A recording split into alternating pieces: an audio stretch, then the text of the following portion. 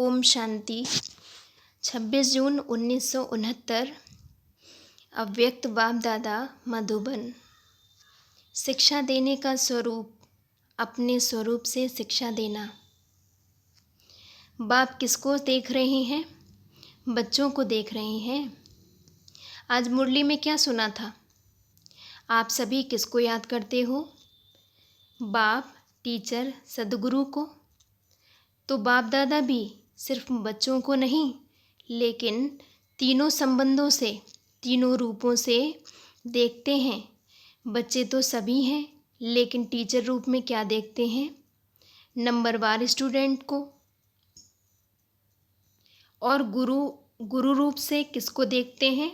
मालूम है, नंबरवार फॉलो करने वालों को, जिन्होंने फॉलो किया है और जिन्हों को अभी करना है, दोनों को देखते हैं। मुख्य फॉलो कौन सा है? गुरु रूप से जो शिक्षा देते हैं, उसमें मुख्य फॉलो किसको करना है? गुरु रूप से मुख्य फॉलो क्या है? याद की यात्रा। याद की यात्रा तो एक साधन है, लेकिन वह भी किस लिए कराते हैं?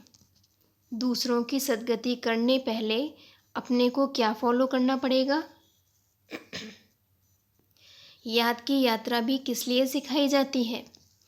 गुरु रूप से मुख्य फॉलो यही करना है, अशरीरी, निराकारी, न्यारा बनना है। याद की यात्रा भी इसलिए करते हैं कि साकार में रहते निराकार और न्यारे अशरीरी हो रहे। जब अशरीरी बनेंगे तब तो गुरु के साथ जा सकेंगे। मुख्य रूप से तो यही फॉलो कर रहे हो और करना है। टीचर रूप का पार्ट अभी चल रहा है या पूरा हो चुका है? रिवाइज कोर्स टीचर करा रहे हैं या अपने आप कर रहे हो? उनकी मदद है। पढ़ाई पढ़ाते नहीं हैं, लेकिन मदद है। रिवाइज कोर्स के लिए स्कूल से छुट्टी ली जाती है, घर में जिसको होमवर्क कहा जाता है, लेकिन टीचर का कनेक्शन रहता है, साथ नहीं रहता, सिर्फ कनेक्शन रहता है। कनेक्शन तब तक है जब तक फाइनल पेपर हो। रिवाइज कोर्स के लिए टीचर हर वक्त साथ नहीं रहता है, तो अभी टीचर दूर से ही देख रेख कर रहे हैं। कहाँ भी कोई मुश्किलात हो तो पूछ सकते हो, लेकिन जैसे पढ़ाई के समय साथ रहते थे, वैसे अब साथ नहीं। अभी ऊपर से बैठ अच्छी रीति देख रहे हैं कि रिवाइज कोर्स में कौन कौन कितने शक्ति से, कितनी मेहनत से, उमंग उत्साह से कोर्स को पूरा कर रहे हैं। ऊपर से बैठ दृश्य कितना अच्छा देखने का रहता है। जैसे आप लोग यहाँ ऊपर संदली पर बैठ देखते हो और नीचे बैठे देखने में फ़र्क होता है ना। इनसे भी ऊपर कोई बैठ देखे तो कितना फ़र्क होगा। बुद्धि बल से महसूस कर सकते हो क्या अनुभव होता है। आज अनुभव सुनाते हैं।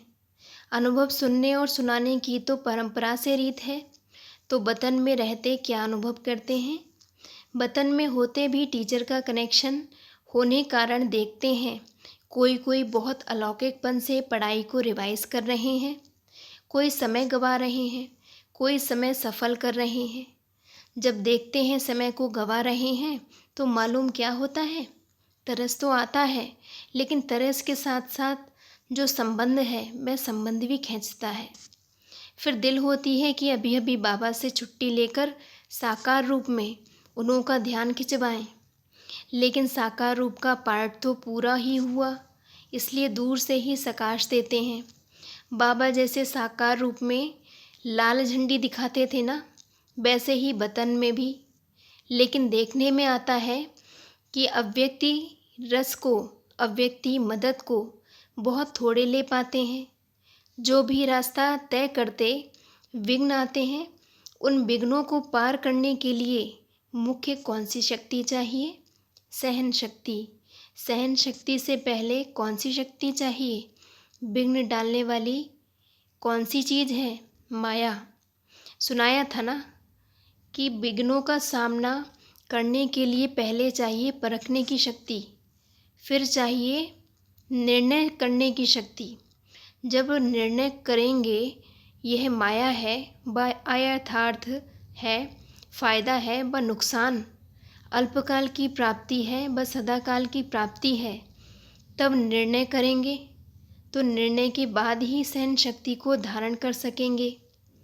पहले परखना और निर्णय करना है। जिसकी निर्णय शक्ति तेज होती है वह कब हार खा नहीं सकता। हार से बचने के लिए अपने निर्णय शक्ति और परखने की शक्ति को बढ़ाना है। निर्णय शक्ति बढ़ाने के लिए पुरुषार्थ कौन सा करना है? याद की यात्रा। तो आप झट कह देते हो, लेकिन याद की यात्रा को भी बल देने वाला कौन सा ज्ञान अर्थात समझ है? वह भी स्पष्ट बुद्धि में होनी चाहिए। टोटल तो रखा है, लेकिन टोटल में कहाँ कहाँ फिर टोटा विघ्न पड़ जाता है। स्कूल में कई बच्चे एक दो को देख टोटल तो निकाल देते हैं, लेकिन जब मास्टर पूछता टोटल कैसे किया है तो मूझ जाते हैं। तो आप टोटल याद की यात्रा कह देते हो, लेकिन वह टोटल किस तरीके से होगा वह जानना है। तो निर्णय शक्ति को बढ़ाने के लिए मुख्य किस बात की आवश्यकता है? विचार सागर मंथन। विचार सागर मंथन करते करते सागर में ही डूब जाएं तो? कई ऐसे बैठते हैं विचार सागर मंथन करने, लेकिन कोई कोई लहर ऐसी आती है जो साथ ले जाती है। जैसे कोई भी स्थूल शारीरिक ताकत कम होती है तो ताकत की खुराक दी जाती है, वैसे ही निर्णय शक्ति को बढ़ाने के लिए मुख्य खुराक यही है जो पहले भी सुनाया, अशरीरी, निराकारी और कर्म में न्यारे। निराकारी व अशरीरी अवस्था तो हुई बुद्धि तक, लेकिन कर्म से न्यारा भी रहें और निराले भी रहें, जो हर कर्म को देख कर के लोग भी समझें कि यह तो निराला है, यह अलौकिक नहीं, यह लौकिक नहीं, अलौकिक है। तो निर्णय शक्ति को बढ़ाने के लिए यह बहुत आवश्यक है। जितना बातों को धारण करेंगे उतना ही अपने विघ्नों को भी मिटा सकेंगे, और जो सृष्टि पर आने वाले विघ्न हैं उन्हों से बच सकेंगे। शिक्षा तो बहुत मिलती है, लेकिन अब क्या करना है? शिक्षा स्वरूप बनना है। शिक्षा और आपका स्वधर्म अलग नहीं होना चाहिए। आपका स्वरूप ही शिक्षा होना चाहिए। स्वरूप से ही शिक्षा दी जाती है। कई बच्चों में वाणी से नहीं शिक्षा दी जाती है, लेकिन अपने स्वरूप से शिक्षा दी जाती है। तो अब शिक्षा स्वरूप बन कर के अपने स्वरूप से शिक्षा देनी है। शिक्षा तो बहुत मिली, कोर्स तो पूरा हुआ ना। एक प्रश्न पूछा था कि अब जो बाप दादा अन्य तन में आते हैं तो जैसे साकार रूप में मुरली चलाते थे वैसे ही क्यों नहीं चलाते? क्या वैसे ही मुरली नहीं चला सकते हैं? क्यों भाषा बदली? क्यों तरीका बदला? ऐसे प्रश्न बहुतों को उठता है। जबकि तुम भाषण कर सकते हो तो बाप दादा का कोई भी तन द्वारा मुरली चलाना मुश्किल है, लेकिन क्यों नहीं चलाते हैं? तो दो चार ने अपने विचार सुनाए। जिस तन द्वारा पढ़ाने का पाठ था वह पढ़ाई का कोर्स तो पूरा हुआ, अब फिर पढ़ाई पढ़ाने लिए नहीं आते, वह कोर्स था।